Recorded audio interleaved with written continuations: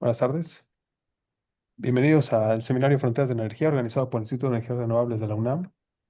En esta ocasión tengo el gusto de presentar al doctor Hans Christian Öttinger del ETH de Zürich. Eh, Antes de comenzar con el seminario voy a cambiar el idioma inglés como cortesía a nuestro invitado.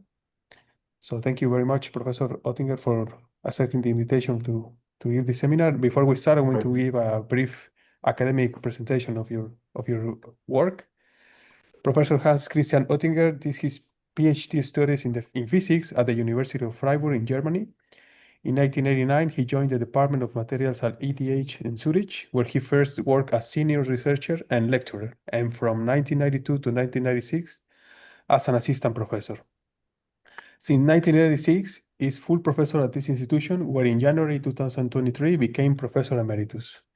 Hans Christian Oettinger has received the Bingham Medal for Outstanding Contributions in the Field of Rheology in 2008, became a Fellow of the Society of Rheology in 2015, and a member of the Swiss Academy of Engineering Sciences in 2017.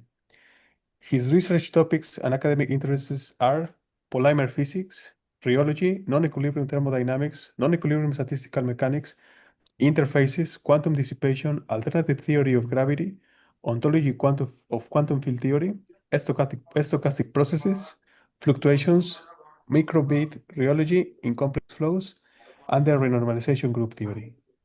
So, Professor Oettinger, thank you very much, and you may start. Thank you very much for the introduction. Well, it's a pleasure to be back. I wanted to show that I have been to Cuernavaca before. The last time was 16 years ago for the International Workshop on Non-Equilibrium Thermodynamics in 2009. And well, that was a very nice experience, a very nice um, meeting where I have very fond memories. This meeting was organized by Federico, whom you see here in the background, Federico Vasquez, by Mariano Lopez de Aro, and I think there was also Miguel Angel, and I forgot his last name, Olivares. Yes, so that was his last name, who organized the meeting at the time, and it was a wonderful event. Now I should probably share my screen where the same thing should come up again from the PDF file.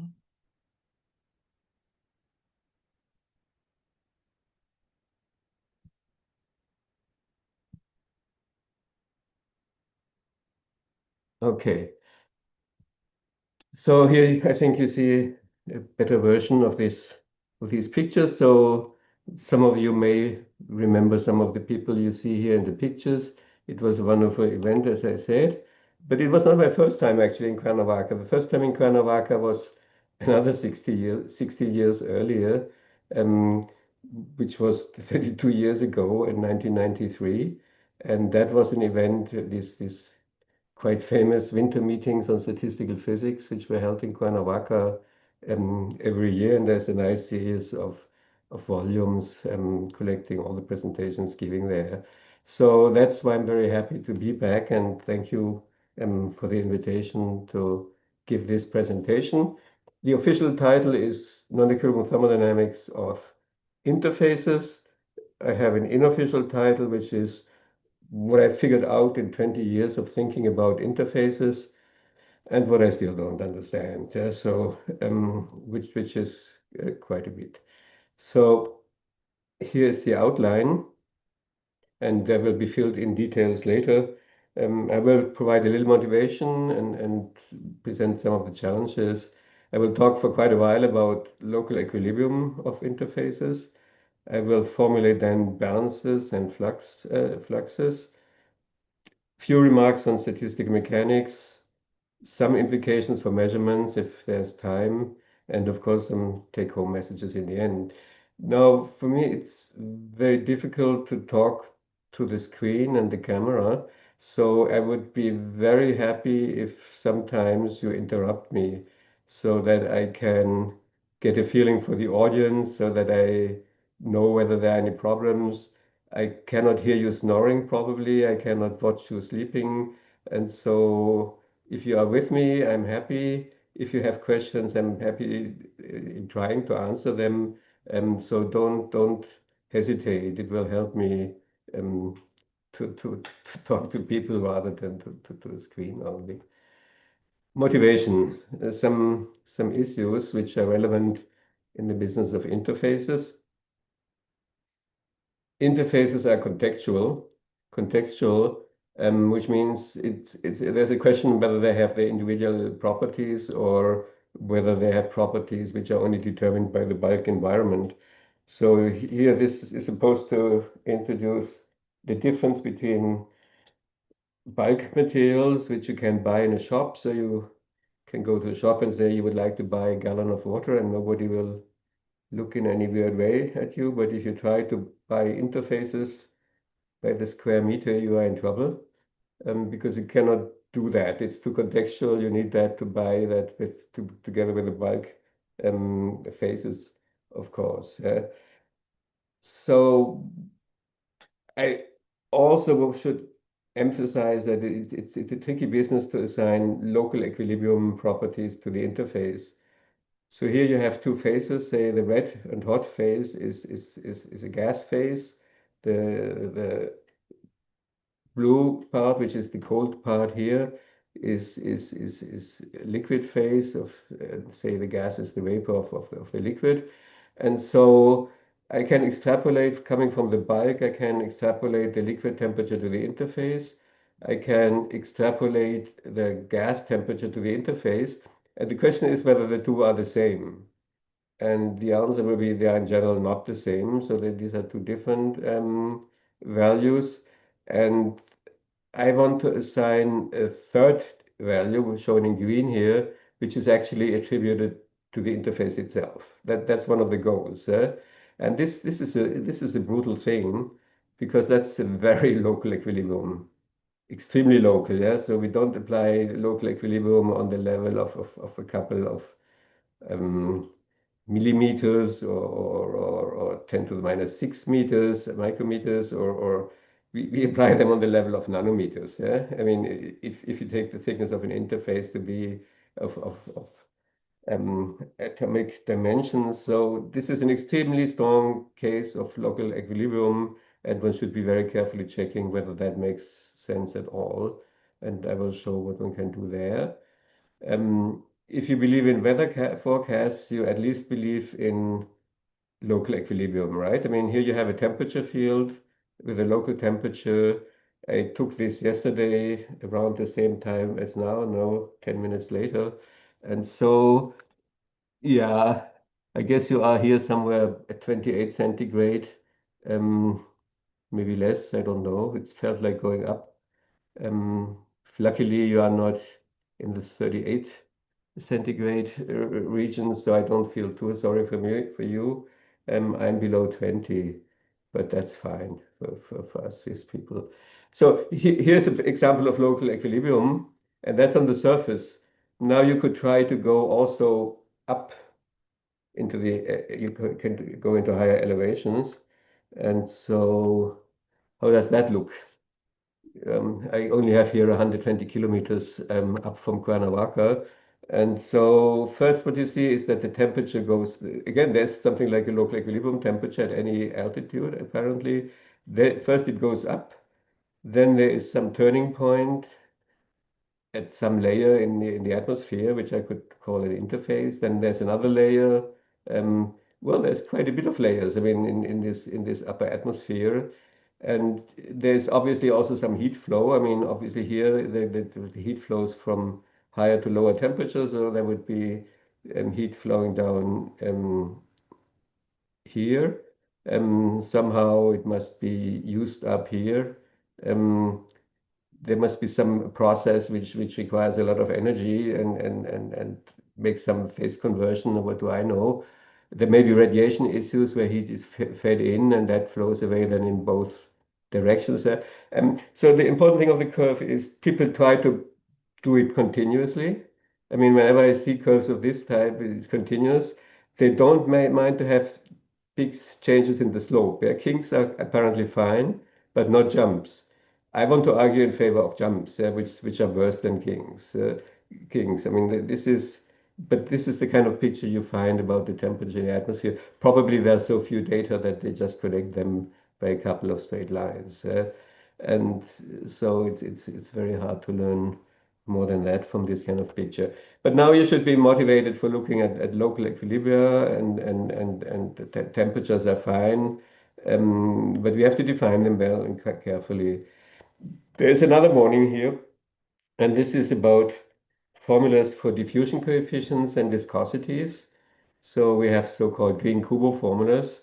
And for instance, the velocity correlation function in time, which is the decay of velocity in time, when integrated over time provides the diffusion coefficient essentially. Or if you look at the shear stress correlations, that basically providing the viscosity if you integrate over time. These are Green-Kubo formulas, and the important message here is that these correlations um, decay in a time-dependent fashion. And the exponent by which they decay depends on dimensionality. So if you are in 3 dimensions, life is fine because the decay of those correlations at large t is t to the 3/2. And the integrals which I have written here, they exist. They're without any problem. If I want to do something about interfaces, and I believe that interfaces are 2-dimensional, then I see here a 1 over t integral, and this gives me, unfortunately, a logarithmic divergence. And so these simple formulas from statistical mechanics, these Green-Kubo formulas, which suggest that time integrals of some correlation functions, autocorrelation functions, provide transport coefficients, tell me to expect trouble with the concept of diffusion coefficient and viscosity in 2 dimensions. So very careful if you want to assign such transport coefficients to interfaces. Okay, so that was the motivation about the trouble, the local equilibrium concept we want, transport phenomena which we want to investigate, involving interfaces, be it by going through interfaces or having transport in interfaces. We will look at both of them. I will now first spend quite some time on local equilibrium, how to motivate it, and how to verify it. Yeah, I will need Gibbs phase rule.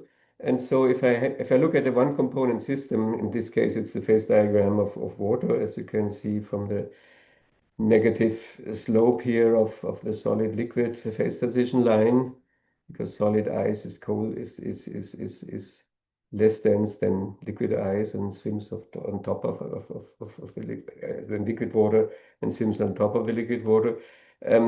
So this is the phase diagram for water, and typically we need to have the single component system. We need two parameters here taken as pressure and temperature. This is two variables characterize a one component system. Um, Now, if you look at the coexistence happens between solid and liquid, or liquid and gas happens along lines. Um, and so you lose 1 degree of freedom. It's only one parameter which you need to characterize the liquid gas transition. You can characterize it just by the temperature, and that's it. Then you know exactly where you are. And if I see this kind of plot, I cannot refrain from drawing the red part in here because I love that so much. That's the Clapeyron rule.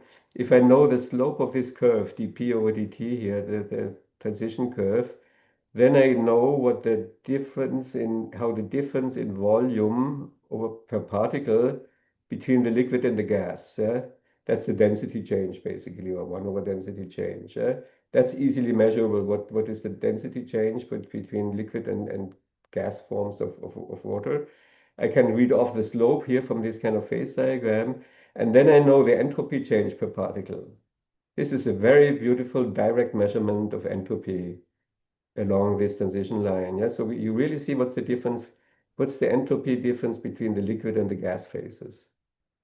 It's beautiful, simple. I mean, entropy is always so abstract. Here, it's a very direct measurement how you can get there. This has not much to do with my talk, but I love that red part so much because it's the most beautiful thing about entropy and how to measure it. So for every additional phase phase equilibration, you lose one parameter. and by adding another component, you gain one parameter. That's the Gibbs phase rule, and you know that for one single phase of a one component system, we have two parameters like here, pressure and temperature. There is the concept of lost degrees of freedom, yeah, if you have phase equilibration. Now, that's another big slide. We have to decide between two different kinds of descriptions. The one is a soft transition from one phase to the other, and the other one is a sharp transition from one phase to the other. These are idealizations. If it's molecular dimensions for the interface, it's nanometers. So if you want to have a soft transcription, you should do it on the level of a couple of nanometers. Maybe if one phase is a gas phase, then the low density phase in this case here is the mass phase, is the gas phase, and then it can be almost up to micrometers or so, the scale. Yeah? But we talking very small scales. And yes, we could do that with a kind of continuous kind of transition. But damn it, we want to do thermodynamics. We want to do it like in the old days. We don't want to have an atomistic description. We don't believe that that statistical mechanics is everything. I want a thermodynamic description of the whole thing. Yeah? So I never want to see anything on the level of individual particles. So if I have the goal to do thermodynamics really, then I should go for the dashed line. Yeah? Make a sharp transition. This is what Gibbs did in the 19th century. For equilibrium systems, we want to do it now also for non-equilibrium systems. So where to put the dashed line? Yeah, the instinct would be, hey, make it such that the areas here between the red curve and the dashed, uh, which has opposite signs in these two segments, that they cancel each other out, right? And then you would have the same integral of the mass density under the red curve and the dashed curve. That would be cute because then there's no excess mass. I mean, you get from the both description, you get the same mass. This is okay, but if you do that for the mass, you can't do it for the energy. You cannot do it simultaneously. Yeah? So it's better to introduce an excess quantity, which is the difference between the real curve, if it does exist. I mean, the red curve in this case and the dashed curve. Yeah? So that's what I mean.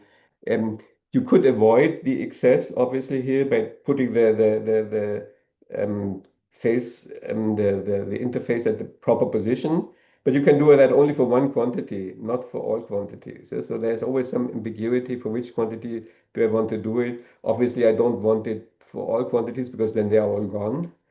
So this is the tricky game we have to play, and this is where I will develop some ideas for.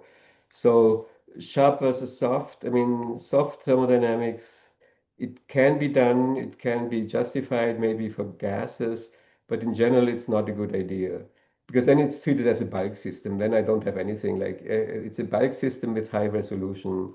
And for gases, we have this because we have higher order theories of hydrodynamics, which incorporate Knudsen effects and are appropriate for gases.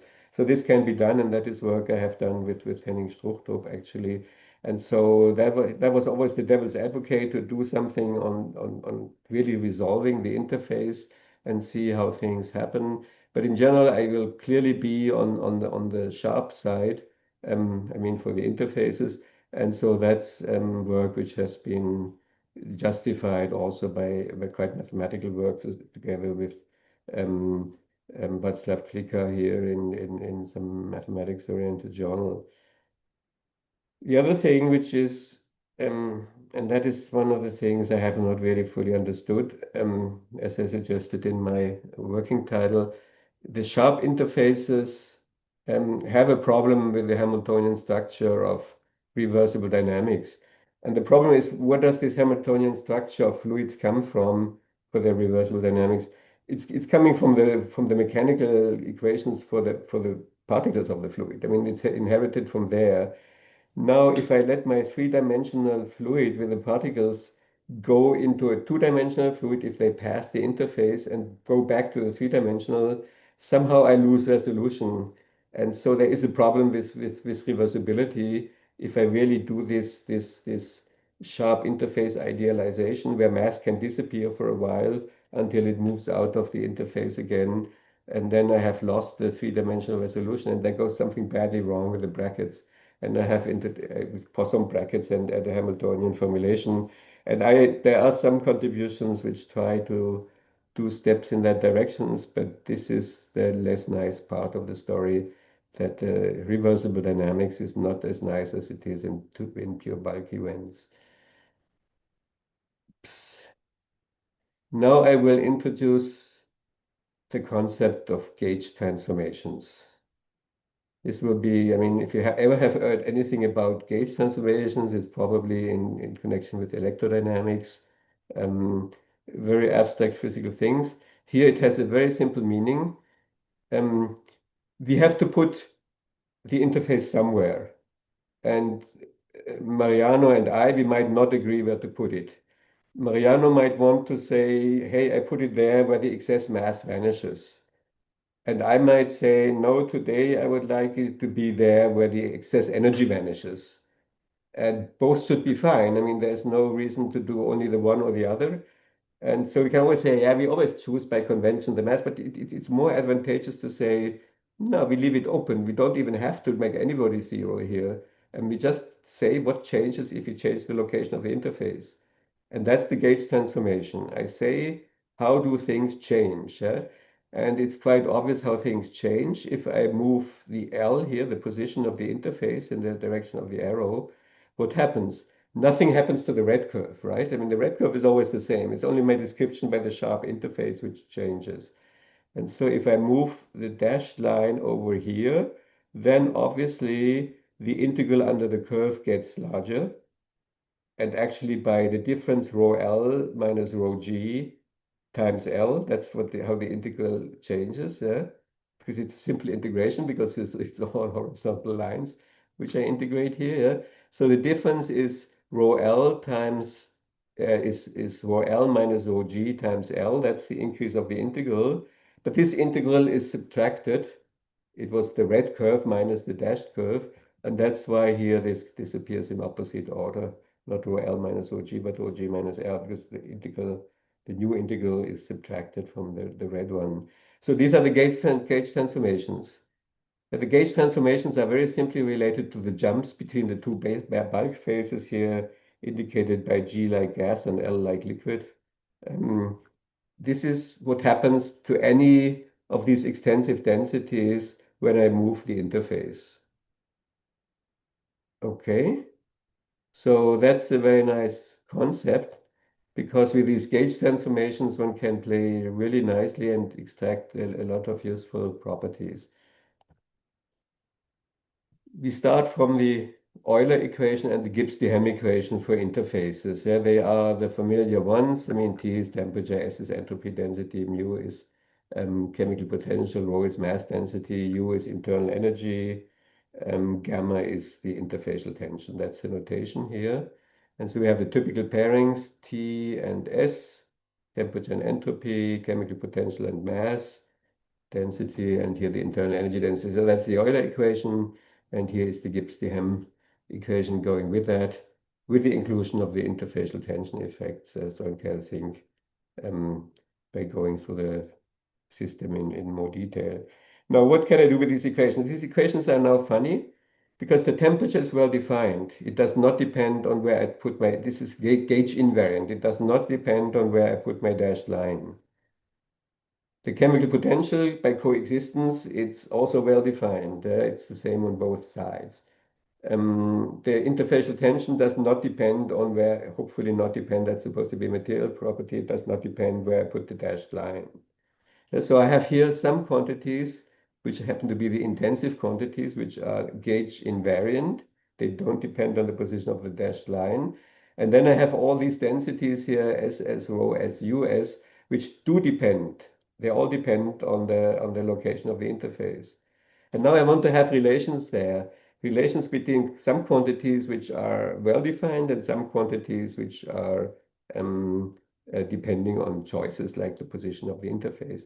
And Gibbs was very well aware of this fact, of this situation. I mean, he describes this in basically the same terms, which I have just used, that there's a mix of well-defined and not so well-defined quantities in these equations. Now, why isn't that a problem? For instance, I can now easily make connections like how do I get the first identity? It's I choose rho s equal to 0, like Mariano did in my example before, right? And when if rho s is equal to 0, I can take the second equation, which is Gibbs-Dehaene, and then I see that um, ds dt is minus d gamma from this equation. I divide by dt, and then ss is d gamma over dt with a minus sign. That's what I have here, in case that rho s is equal to 0. Okay. Same one can do then for the energy in the case where rho s is equal to 0, and these terms down here are absent. We have the proper expressions from the Euler and the Gibbs-Dehaene equations. And now I can apply a gauge transformation. And if I do a gauge transformation, then I can introduce the rho s, and then I bring in the rho s dependence. The gauge transformation would actually involve jump ratios. But from the jumps ratio, I can jump to the chemical potential relationship by the Clausius-Clapeyron type of relations, which I had shown before in the phase diagram. Yeah? So which relate jump ratios to certain derivatives of, in my case before it was pressure, in this for these quantities here, it's the chemical potential which matters. Yeah? So we have these relationships, and we know exactly now how all the variables are related. The rho s, s, s, US are not well defined, but if one is well defined, the other two are well defined. That's the thing, yeah. So there is a gauge degree of freedom. You can do a one parameter change of all the densities, but there's only one parameter behind all of them. That's the L by which I do the displacement. And no matter which L I choose, I always satisfy these identities. That's how the gauge transformations enter the picture, and we leave it open. We don't do any particular choice of um, gauge conventions here. Okay, now for the following tests, I need different kinds of introducing temperature. So here I suggest because we want to do a local equilibrium theory, and so we need to be able to assign a temperature to the interface. And so there come three ideas to my mind on how to define temperature for the interface. One thing we can measure is the interfacial tension. Yeah, so if you measure the interfacial tension now in a non-equilibrium situation, yeah, we have a heat flux going through the interface or a mass flux going through the interface. So we are in a non-equilibrium situation, and nevertheless we want to assign a temperature to the interface. Okay, if we are able to measure the interfacial tension, say here it's a function of T as shown in blue, then we have a lookup function, and if we have the measured gamma, we can assign a temperature which I call Ts. That's the one which is associated with the usual surface tension. I can also have a lookup table for equilibrium jump ratios, the energy jump over the mass jump. And then I call it, by identifying the equilibrium jump ratio, I say this is the temperature associated with energy jumps. And I can do the jump ratio equation for the entropy jumps over the mass density jumps. And then I would identify from the equilibrium tabling of this jump ratio, I would get a temperature associated with entropy jumps. So I have three different temperatures.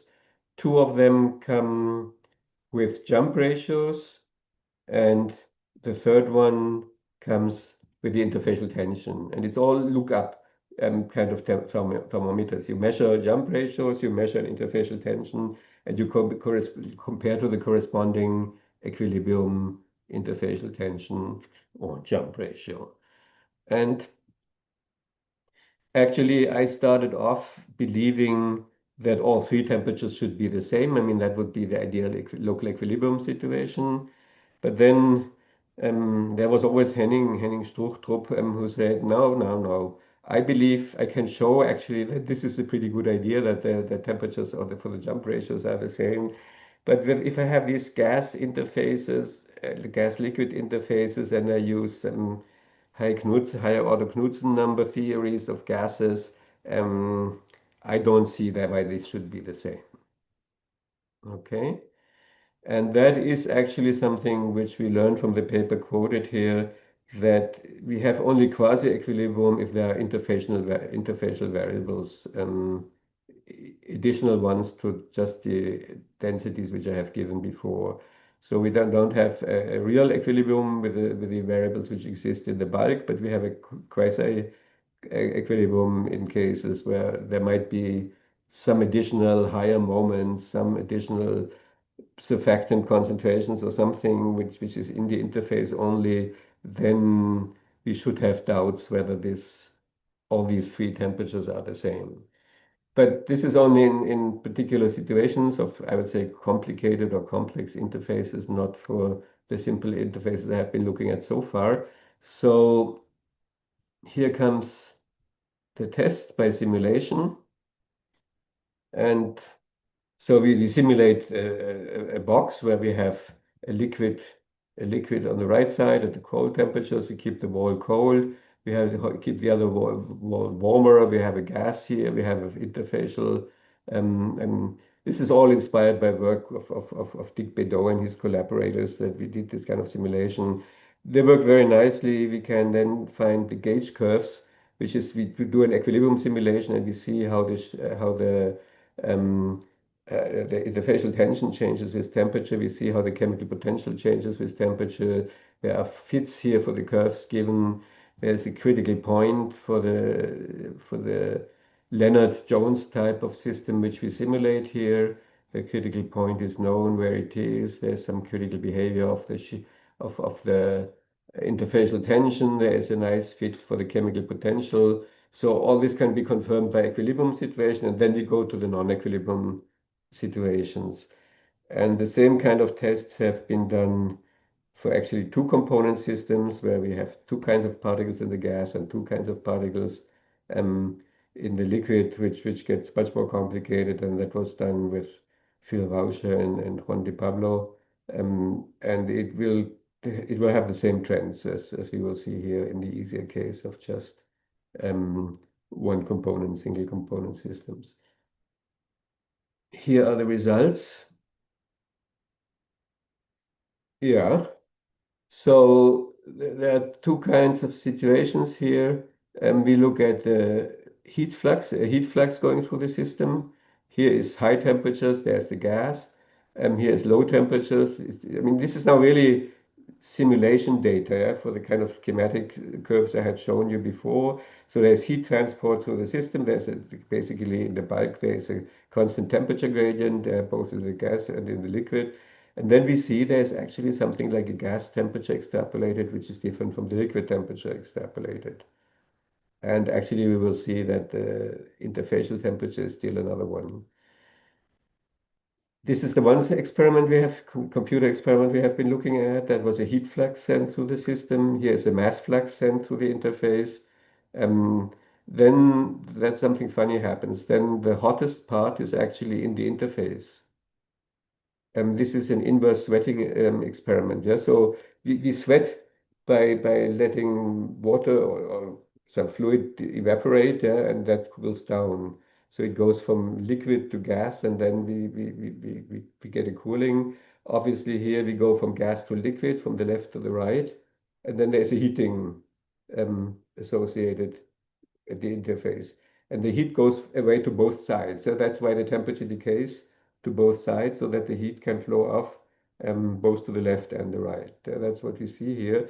And so the temperature actually is quite a bit higher in the interface than the two extrapolated values are. That's the picture. And I show you some better results here. So this is now very carefully analyzed as a function of, we look at the three experiments. Equilibrium is spheres, heat flow through the system is squares, and mass flow through the system is diamonds, whatever, it's rotated squares, I would say. So that's the three kind of symbols here. And we plot here in green, the surface temperature, the interfacial temperature, in G, the gas temperature, and L is in blue, the liquid temperature. Yeah, so for the squares, you see there are lots of squares up here. Yeah, squares is heat flux. Heat flux, the gas side, obviously is much higher than the liquid side or the equilibrium value. And in particular, the interfacial values, which are now green, are pretty close to the equilibrium values here. But the gas does not go to that extrapolated um, value. Now that the equilibrium values go to 1, basically means you have to be careful. It's Ts. That's the surface temperature obtained by measuring the interfacial tension. In the simulation, we can measure the interfacial tension, and we can measure the jumps of energy. And so the fact that the green symbols here are the same within the arrow bars means that the jump temperature with energy jumps, which is much easier to measure than with entropy jumps, which would be very hard to do, is the same as the one we get from the interfacial tension, which we can quite easily measure in a simulation. Yeah, so that's a very strong result between the green points here being at the 0% deviation line. The one from the jump and the one from the interfacial tension, these temperatures coincide. Yeah, that's nice. That's very nice. Yeah, this is differently from what Henning wants to believe, but for this simple system, this seems to be the case, or at least under the fluxes which we can sense through. And in simulations, these are usually very high fluxes, and so it's quite a severe test.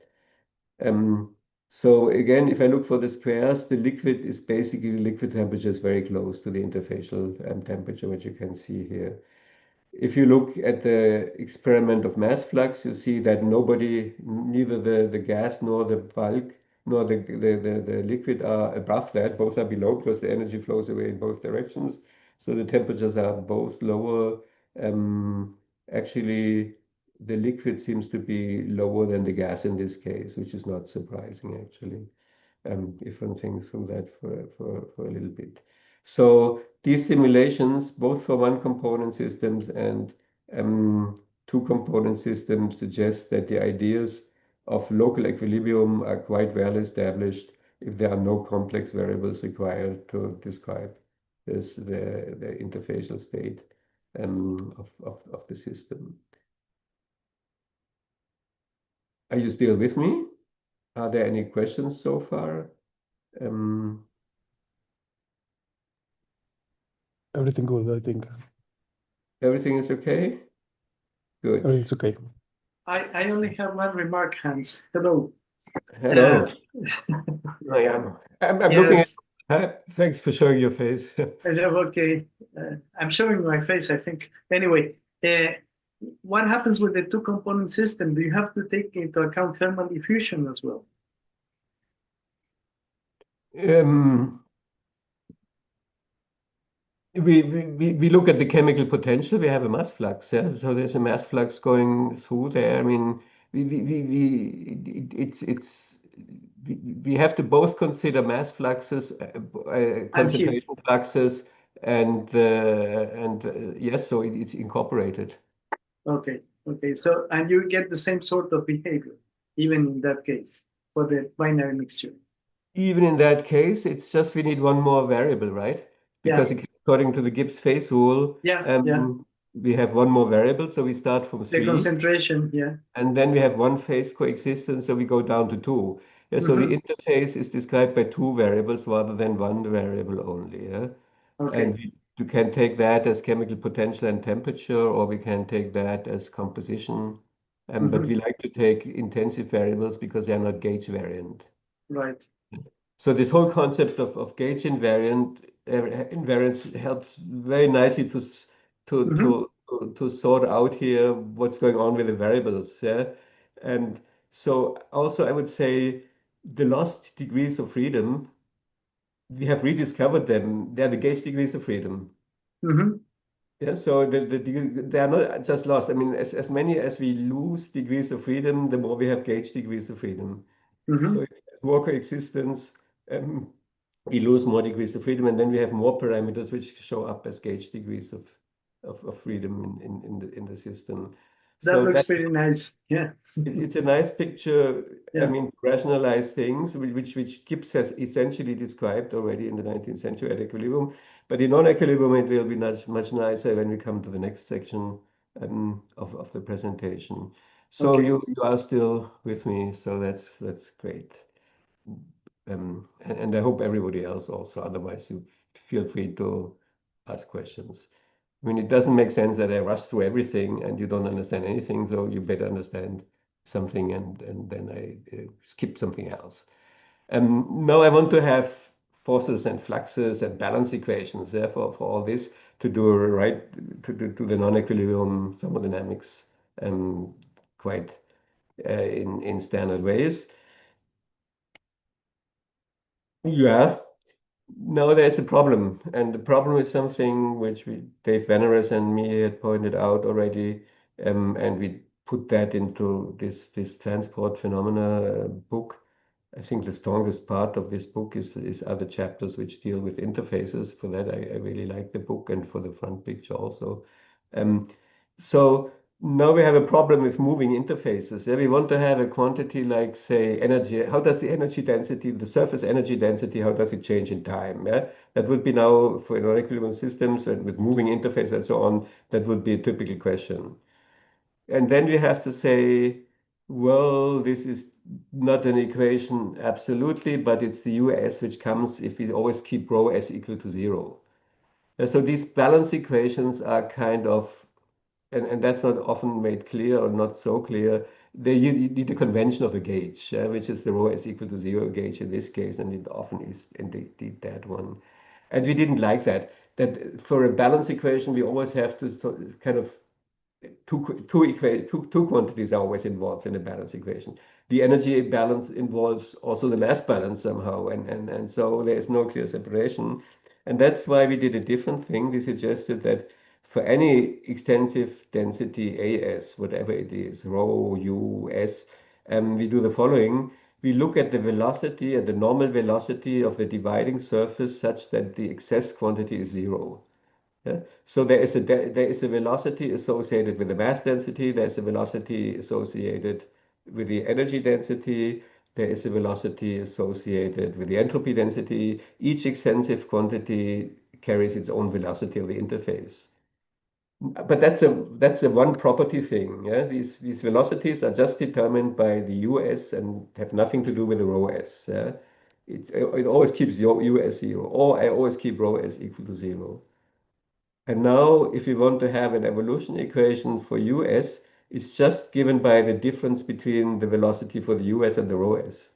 Yeah? So this two property thing which can be involved in such a balance equation is replaced as by the difference of two one particle of two one property things. Yeah? So you get the energy equation basically by subtracting from the energy velocity the mass density velocity.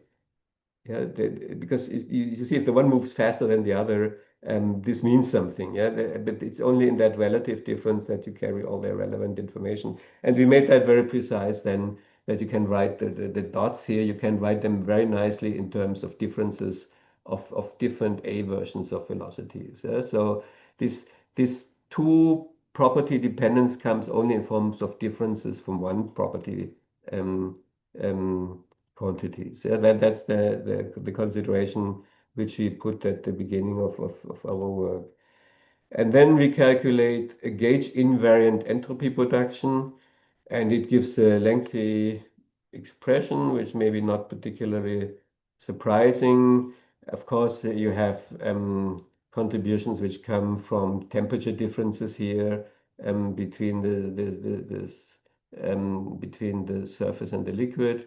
You have a contribution between um, the two phases here. There is a contribution between the bulk. For the mass, we only have contributions, direct comparison between the two bulk phases, whereas for energy, we have, or enthalpy here, H is enthalpy, we have we have an exchange through the interface.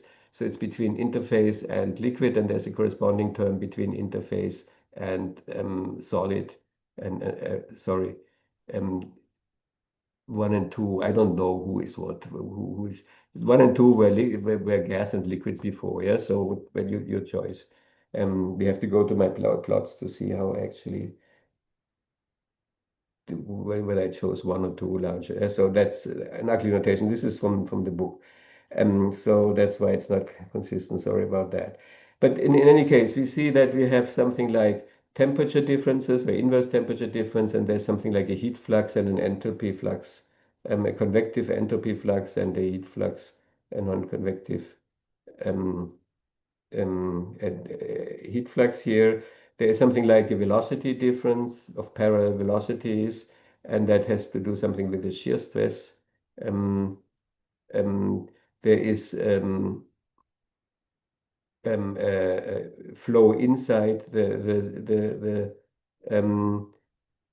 interface, and that has something to do with the stresses inside the fluid. And so this is how the entropy, it has this typical structure like forces, driving forces, and the resulting fluxes. And then we can make nice constitutive equations by relating the fluxes and the forces so that the entropy production is guaranteed to be always positive. And this happens, for instance, here for this encircled term, we have velocity, how the surface velocity changes within parallel, which means within the interface. We have the stresses in the interface, and we have something like a two-dimensional version of Newton's law for viscous flow in the interface. We have then here, say, something, I think that would be the next step. We have here the temperature difference between the interface and the phase 1. And so that describes how heat flows from the phase 1 into the interface, and from the interface it flows further into the into the other bulk phase. And then you can to make sure that this is positive, you make the assumption that the fluxes and the temperature differences are proportional to each other with a positive, or in this case with a sign, minus sign here, positive Kapitza resistance to the heat transfer from bulk to interface. So this is the typical game one can play.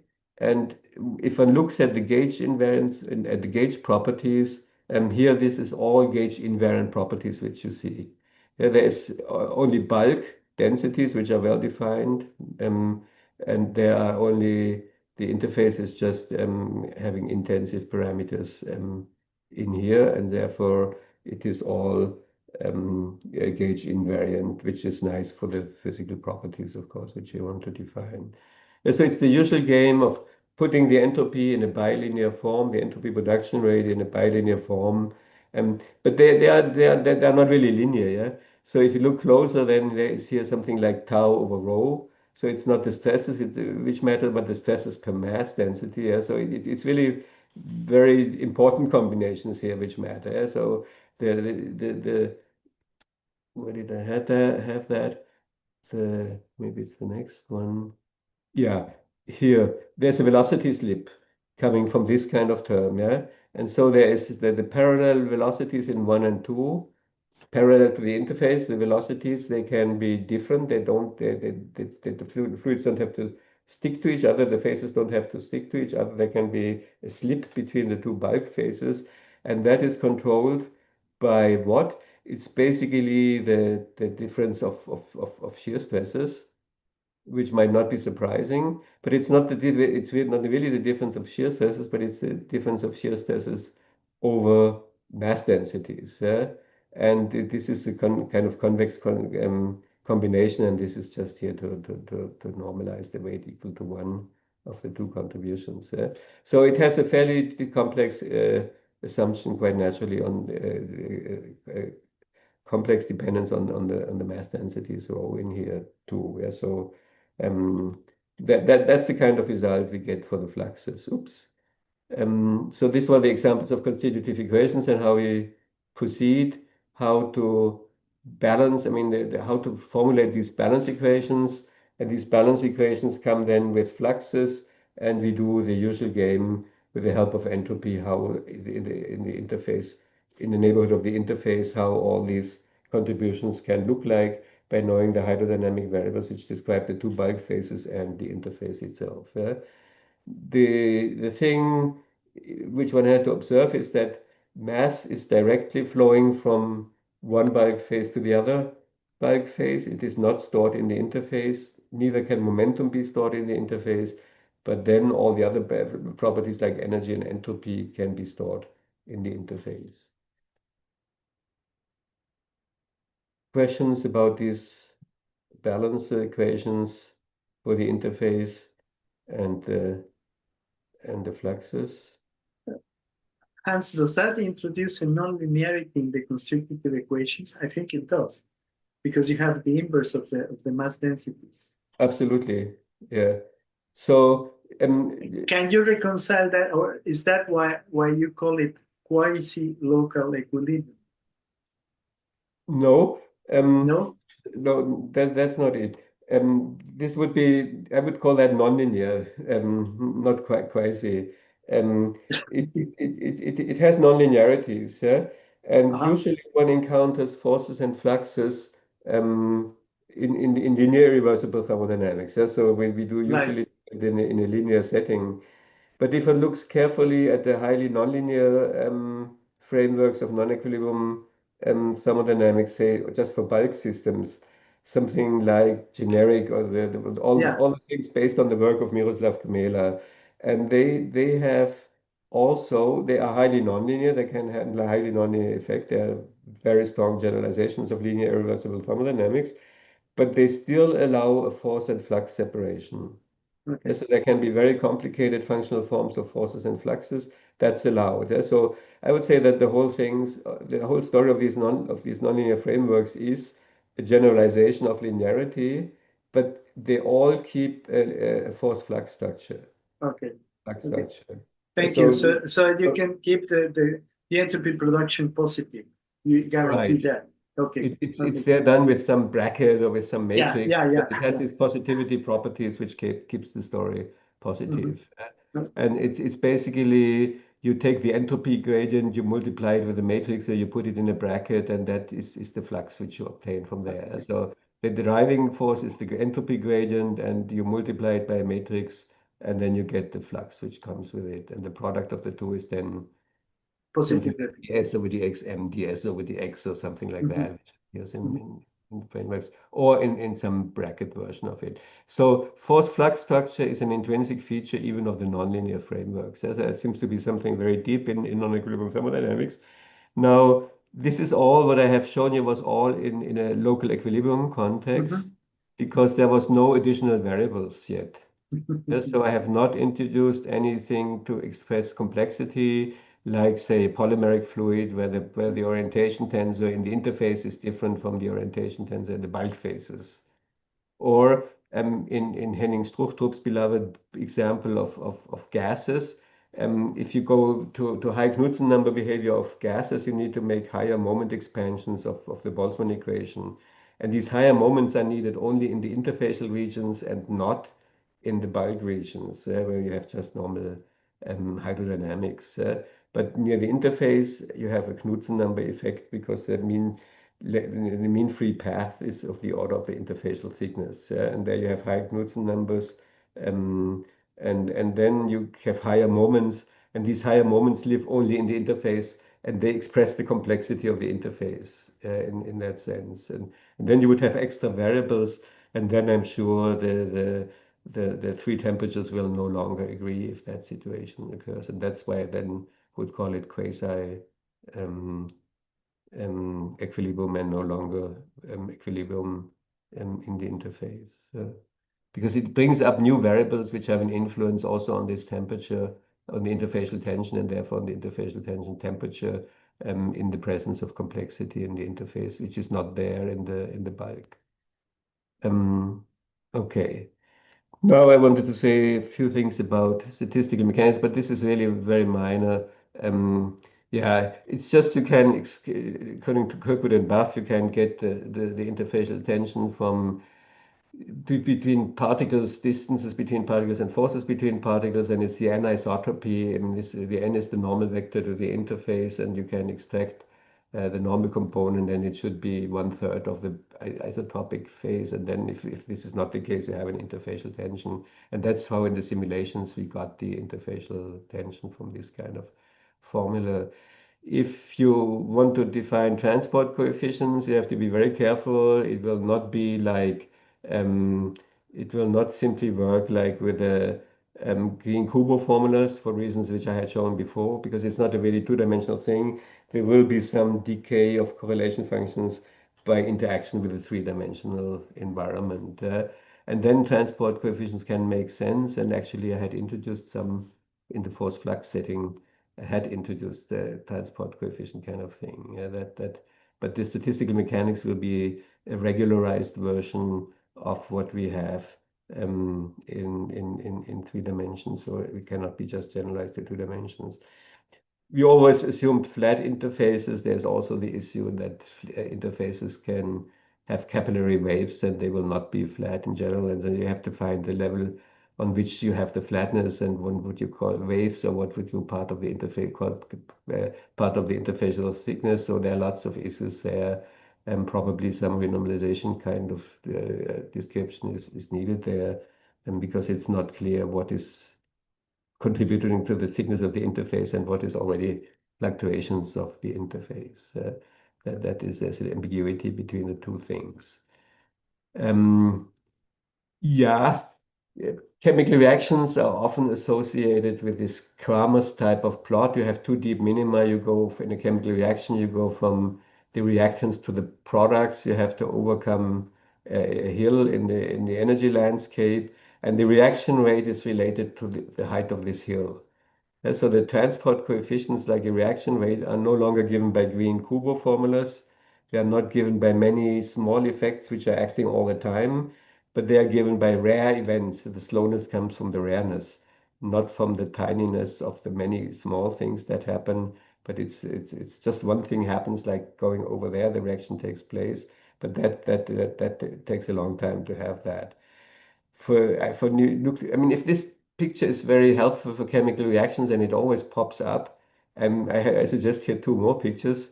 One would describe nucleation and growth. The particle can diffuse and eventually join existing nucleus, or it can pass an activation barrier and start its own new nucleus. So I think this plot here could be as helpful or as useless as this plot is for chemical reactions in the context of discussing nucleation and growth. And the transport through interfaces can be covered by this diagram, which tells me how long I get stuck as a particle or so in the interface before I can go to the one or other phase with different rates here. So if the top picture is something very famous for chemical reactions, I mean, I don't see what it has to do with a chemical reaction. You have to do the words which I just gave you before in order to recognize it. So the other two pictures should be equally illuminating for nucleation and growth and for transport through interfaces. Not everyone would agree to that. I don't know either, but I find it, if I think about it, I find it weird that this double well potential has something to do with chemical reactions. One has to read it right. And then why not for other phenomena which are related to rare events? There are rare events which bring me up here for the nucleation, rare events which bring me through here and will characterize the properties of transport through interfaces. Yeah? So these are beautiful representations of very important phenomena. Maybe not. I don't know, but I like it. I mean, I like to play the idea, and maybe somebody would like to make something out of it. Implications for measurements. Yeah, there are two approaches. The one is isolation, and that strategy is yeah, you try to devise an instrument which really just measures surface properties. Yeah, you isolate the surface properties. You put a needle in the interface, you let it oscillate or something. Yeah, this is the isolation strategy. Make the bulk properties as dead as possible and just excite the interfacial properties. That's one strategy, and there are lots of instruments. And yeah, I don't particularly like it, so I have two quotes. And the one is Bertrand Russell, who thinks that this kind of causality, that you do one thing and then there happens one thing and they are in a one-to-one correspondence, and this is the causal relationship. And Russell meant here, as you can read in blue, that believing in causality is like believing in monarchy. Yeah, it doesn't really help much, and you believe, in this case, it doesn't do any harm, right? And so that was Russell in 1912. Wow, there is still a monarchy in his country, so it must be good. And so maybe some of the rheometers, some of the interfacial rheometers are really good and useful to get a first impression. But then in medicine, there are also nice things like a glass of red wine every day keeps your heart healthy. And of course, this is because if you can afford to buy a glass of wine every day, then of course you are sufficiently rich, and that's why you live longer, right? And so the causality is not always as direct as one believes it to be.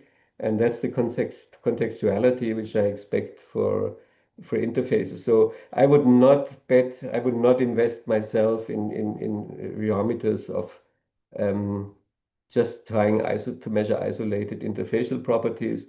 What I would do is to look at some holism of the whole story, try to understand how the three-dimensional variables actually are to be combined with the two-dimensional variables.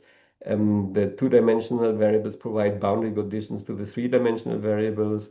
The three variables will provide reservoirs for the two variables. And so we have that full set of equations, and we have to do the fluid dynamics of the full set, and then we extract all the parameters which enter the picture, including the interfacial ones. So I think that the future is this kind of holism for measuring the properties of interfaces together with the properties of the bulk phases surrounding them, like one cannot buy in a store interface. So, but the rheometers try to do it anyway. They don't buy it, but they try to isolate it so that they can measure in the interface alone. So I'm finally done. Local equilibrium, yes, if there are no complex interfaces, then you have a very beautiful numerical simulation which shows that this local equilibrium is a good idea. If there are additional variables needed, then I think the interfacial temperature is different depending on how I use the three thermometers which I had introduced, associated with interfacial tension and with the jump ratios.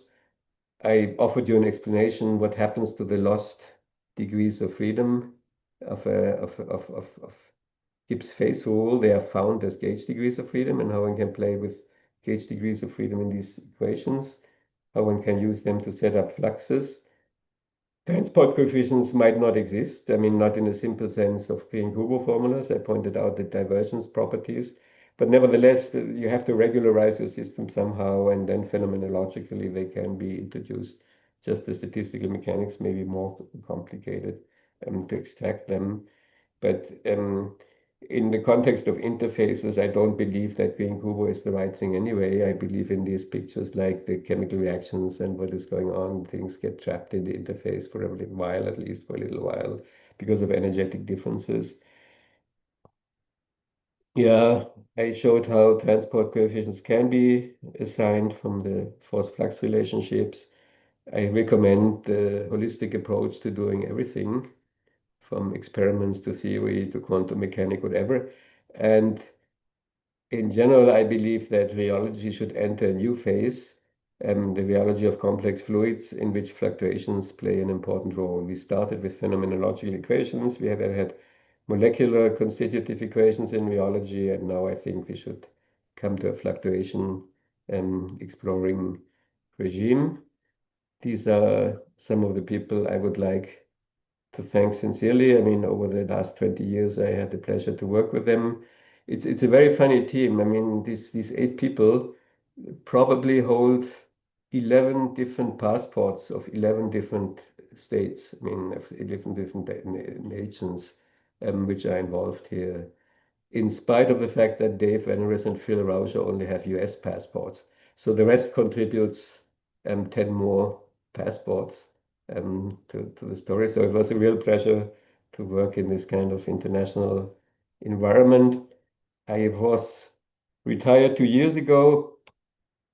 This is my life as post-prof, as I like to call myself. It's like postdoc, it's post-prof. I go to lectures, I go hiking with my friends, with Dave Veneras, with Henning Struchtrup. I crossed Switzerland from the north to the south, from Germany to Italy. And this is the highest Swiss mountains which we had to pass. I mean, this is a foot pedestrian pass, um, pretty elevated here. And for fun, I do things like interpretations of quantum mechanics. Now I can go really crazy because I have nothing to lose anymore. And if that is too abstract, then I should do something applied for this seminar. Last week, published online, there came a paper out on how to couple quantum system to non-equilibrium classical environments and how to actually think about the interpretation above here. Because we have to feel quantum mechanics has to become classical, because that means we have understood it. And as long as it's mystery, we will not be able to go to do the perfect quantum technology. It will boost quantum technology if you really understand how quantum mechanics works. So this is the kind of things I can now do with my spare time. But yeah, I also really waste a lot of time by doing fun things.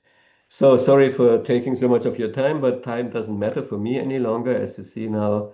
And I hope you got an impression about the interfacial thermodynamics I was supposed to tell you about, and I'm happy to have questions from the audience, from the general audience now.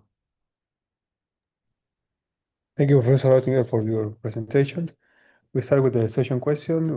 With the question session, you can write it down, ask directly the speaker, or in YouTube we have broadcast. We are broadcasting. So, Professor Mariano, go ahead.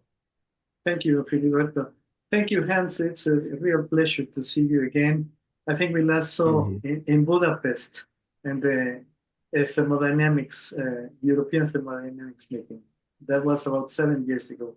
And Yeah, I didn't know you. I only counted the Cuernavaca times, right? I mean, like today, it's Cuernavaca. Very good, very good. Anyway, how are your children doing, by the way?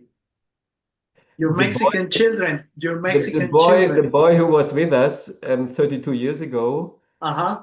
is now exactly my age when I gave my first presentation in Cuernavaca. I Right. was 4 at the time, and that's the age of my boy now. Time goes by so fast, it's incredible. You I still know. good.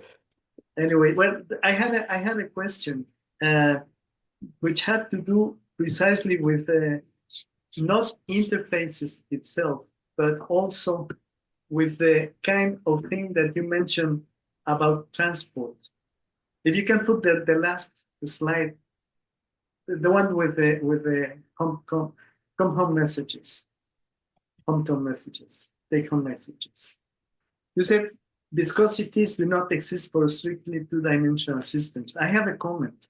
It seems to me that for some reason that I don't fully understand, and I've been struggling with that for a long, long time, two-dimensional systems are somehow tricky. I'm thinking about, in terms of thermodynamics, the liquid excited transition in 2 dimensions.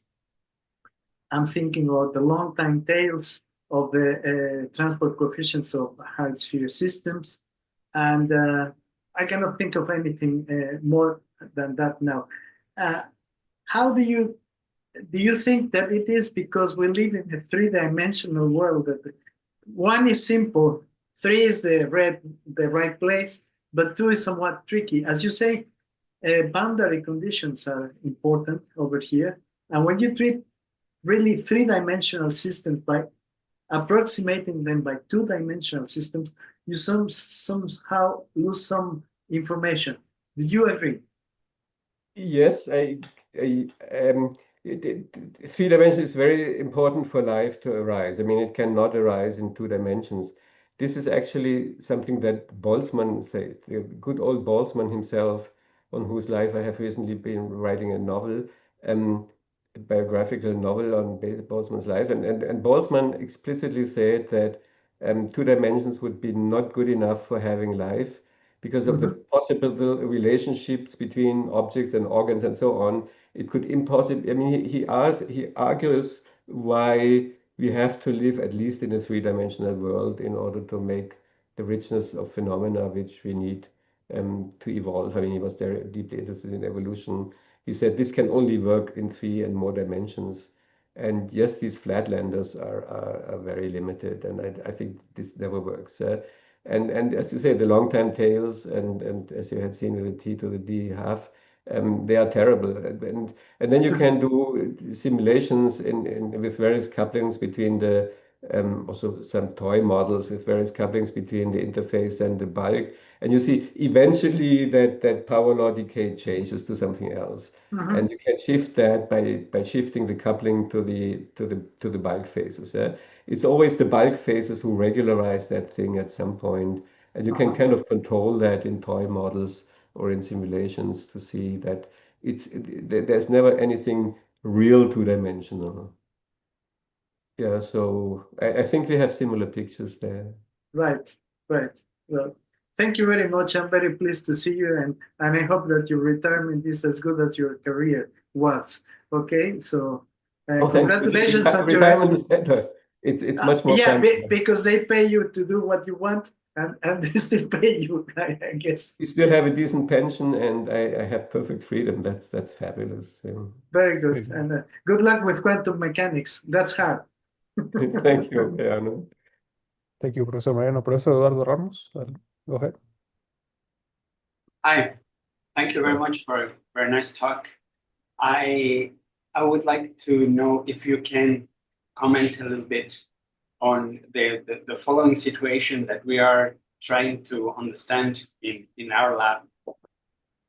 We have a liquid film of soapy water that falls down when it's attached in a frame, a rigid frame. Now, the film has certain thickness that is reducing as the liquid falls down. So eventually, we end up with a film that is very, very thin.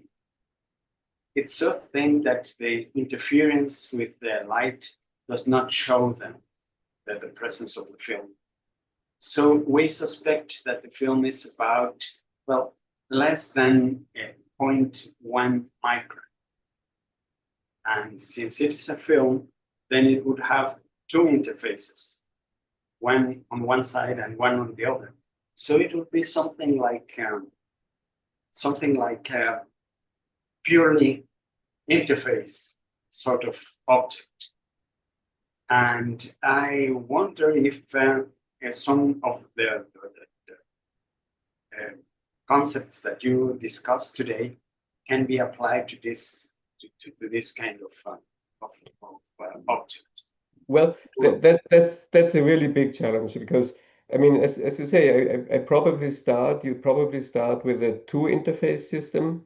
As long as the film is thick enough, yeah, you have almost a bulk fluid with two interfaces with some gas, I guess air, and so and eventually you say, hey, the two interfaces come so close to each other that they are probably just forming one interface, and so its interface. It's only a surfactant of liquid in a gas. I think this would be a playground for something I'm still trying to talk Henning Struchtrup into when we go hiking, and this is what I would call hierarchical interfaces. Because it's a matter of choice whether I want to describe something, say, by an interface or by bulk resolution. Yeah? So if you have, for instance, a gas coming to some liquid, that's just one of your interfaces when you start. And then Henning Struchtrup would say there is a Knudsen layer. And the Knudsen layer has maybe a micron thickness or something like that. That's the mean free path of a gas. And then we can decide whether we resolve that micron as a bulk property, or we say no, the interface includes that layer, that Knudsen layer, and we have to communicate then that interface to the bulk. Yeah?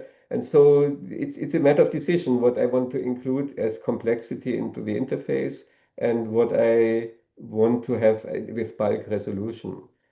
And if we can match the two kind of interfaces, and this is hierarchical interfaces, if we understand how to do coarse graining from one kind of interface to the other kind of interface, that might be a very valuable tool for what you have in mind. So one could play with this kind of exactly the situation which you have with this gas on liquid, and then the gas is either resolved or not resolved on the micrometer scale, and you know how to change from one description to the other. And then when your liquid gets thinner and thinner, you could try to jump from one representation of interface to a hierarchical interface, which now includes both.